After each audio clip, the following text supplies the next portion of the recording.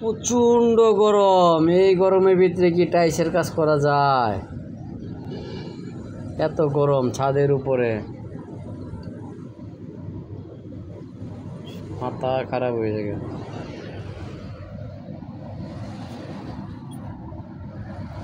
বাতাসও নাই। বসুন্ধরা গ্রামীণ ব্যাংকের পিছনে আমরা কাজ করতেছি টাইসের, ছাদের উপরে পার্কিং টাইলস লাগানো হচ্ছে।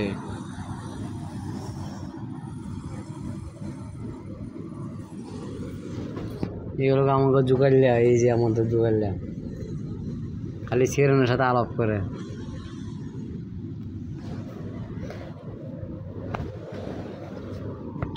বসুন্ধরা ভিতরে কাজ করতেছি ছাদের উপরে। এগুলো আমাকে টাইসের জোগাড়লে, এই যে খালি মোবাইল টিপে আর সিরানের সাথে আলাপ করে।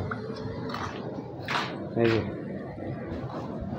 আর বসুন্ধরা সিমেন্ট দিয়ে কাজ করি আমরা সব সময়।